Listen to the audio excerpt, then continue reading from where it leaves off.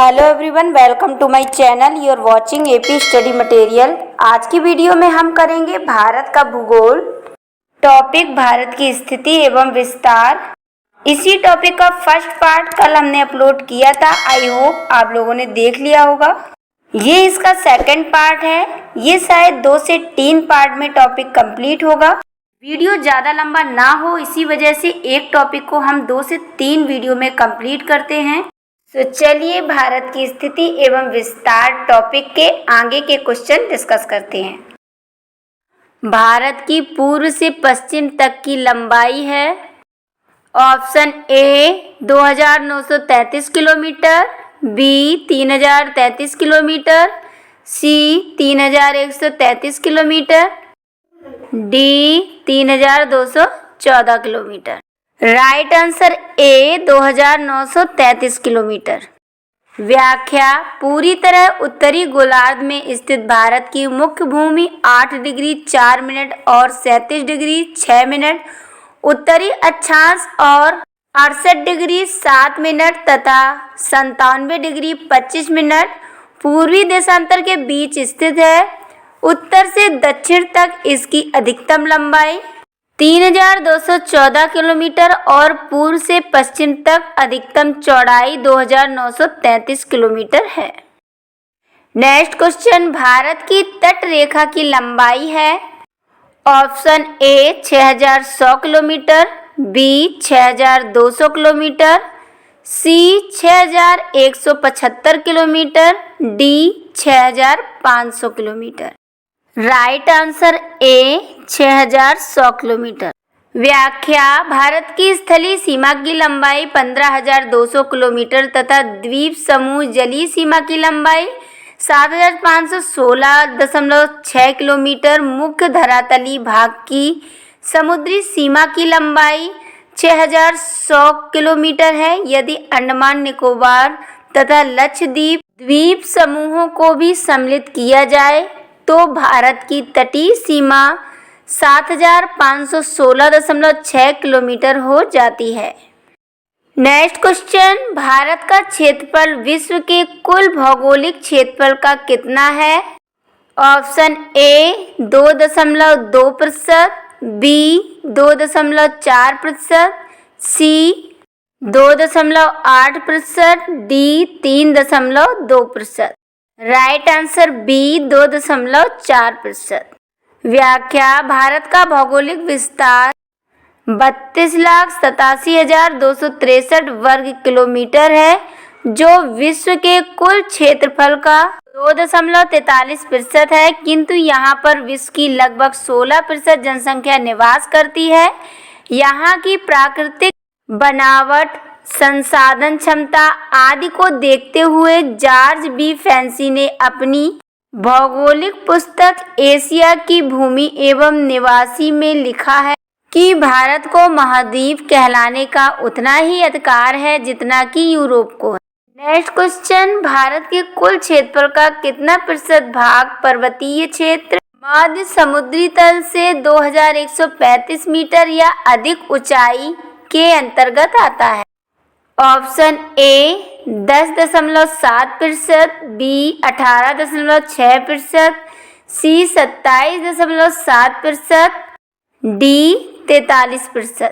Right answer A 10.7%। व्याख्या: देश के कुल क्षेत्रफल के 10.7% भाग पर उच्च पर्वत श्रेणियों का विस्तार पाया जाता है, जिनकी ऊंचाई समुद्र तल से 2135 मीटर या इससे अधिक है। समुद्र तट से 305 से 2135 मीटर तक की ऊंचाई वाली पहाड़ियां भी देश के 18.6% भाग पर फैली हैं। नेक्स्ट, संपूर्ण भारत के कितने प्रतिशत भूभाग पर पर्वत और पहाड़ियों का विस्तार पाया जाता है? Option A 10.7%, B 18.6%, C 29.3%, D 43%। Right answer C 29.3%। व्याख्या: देश के कुल क्षेत्रफल के 10.7% भाग पर उच्च पर्वत श्रेणियों का विस्तार पाया जाता है, जिनकी ऊंचाई समुद्र तट से 2135 मीटर या इससे अधिक है। समुद्र तट से 305 से 2135 मीटर तक इसकी ऊंचाई वाली पहाड़ियां भी देश के 18.6% भाग पर फैली हैं। इस प्रकार कुल पर्वतीय भाग 29.3% है। नेक्स्ट, महत्वपूर्ण भारत के कितने प्रतिशत भूभाग पर पठार का विस्तार पाया जाता है?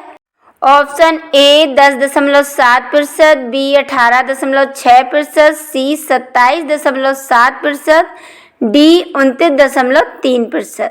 Right answer C 27.7%। व्याख्या, समुद्र तट से 305 से 915 मीटर तक ऊंचाई वाले पठारी भाग का विस्तार भी देश के 27.7% क्षेत्र पर है। भूमि पर मिलने वाले द्वितीय श्रेणी के स्थल रूपों में पठार अत्यधिक महत्वपूर्ण है और संपूर्ण धरातल के 33% भाग पर इनका विस्तार पाया जाता है। नेक्स्ट क्वेश्चन, संपूर्ण भारत के कितने प्रतिशत भूभाग पर मैदान का विस्तार पाया जाता है? Option A 10.7%, B 18.6%, C 27.7%, D 43%। Right answer D 43%। व्याख्या, समुद्र तट से 305 से 915 मीटर तक ऊंचाई वाले पठारी भाग का विस्तार भी देश के 27.7% क्षेत्र पर है, जबकि शेष 43.0% पर विस्तृत मैदान पाए जाते हैं।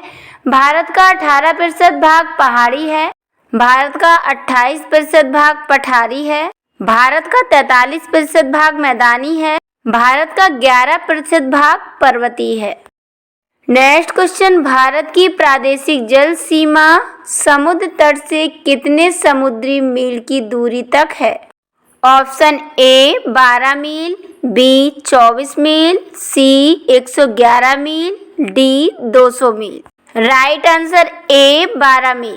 व्याख्या, प्रादेशिक समुद्री सीमा आधार रेखा से समुद्र में 12 समुद्री प्रादेशिक सीमा है।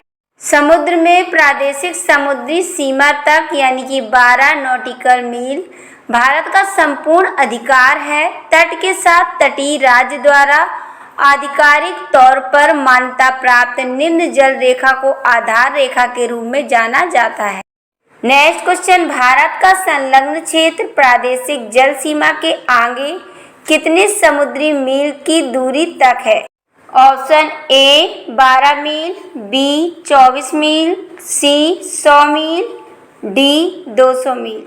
राइट आंसर बी 24 मील। व्याख्या, अविच्छिन्न मंडल संलग्न क्षेत्र आधार समुद्र में 24 समुद्री मील तक अविच्छिन्न मंडल सीमा है। अविच्छिन्न मंडल में भारत को 3 प्रकार के अधिकार दिए गए हैं। एक, साफ सफाई का अधिकार, बी सीमा शुल्क वसूली, डी वित्तीय अधिकार। नेक्स्ट, भारत का एकांतिक आर्थिक क्षेत्र संलग्न क्षेत्र के आगे कितने समुद्री मील की दूरी तक है? ऑप्शन ए 100 मील, बी 200 मील, सी 300 मील, डी 400 मील। राइट आंसर बी 200 मील। व्याख्या, अनन्य आर्थिक क्षेत्र आधार रेखा से 200 समुद्री मील तक भारत का अनन्य आर्थिक क्षेत्र है। अनन्य आर्थिक क्षेत्र में भारत को 3 तरह के अधिकार प्राप्त। नंबर 1, 200 समुद्री मील तक भारत नए द्वीपों का निर्माण कर सकता है। 2, वैज्ञानिक परीक्षण करने का अधिकार। 3, आधार रेखा से 200 समुद्री मील तक अर्थात अनन्य आर्थिक क्षेत्र में भारत को प्राकृतिक संसाधनों के दोहन का संपूर्ण अधिकार है। उदाहरण के लिए मुंबई हाई जो भारत का सबसे बड़ा तेल और प्राकृतिक गैस क्षेत्र है, यह मुंबई के पास अरब सागर में पिछले समुद्र में अनन्य आर्थिक क्षेत्र में ही स्थित है। यहाँ से देश के 65% तेल का उत्पादन होता है।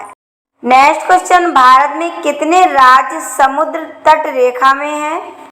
Option A 7, B 8, C 9, D 10। Right answer C 9।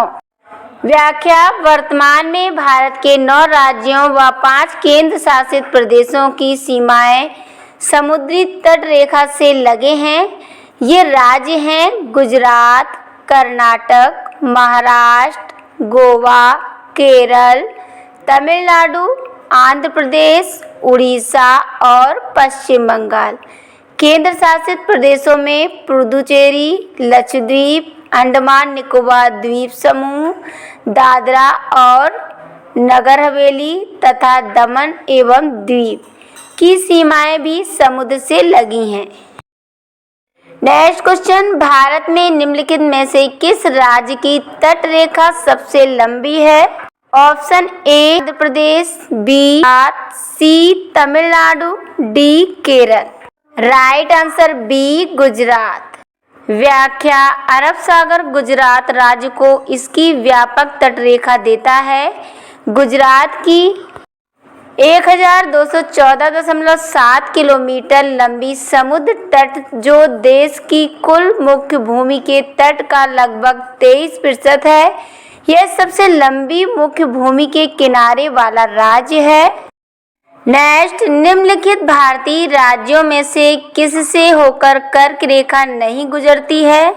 Option A Uttar Pradesh, B Madhya Pradesh, C Gujarat, D Jharkhand.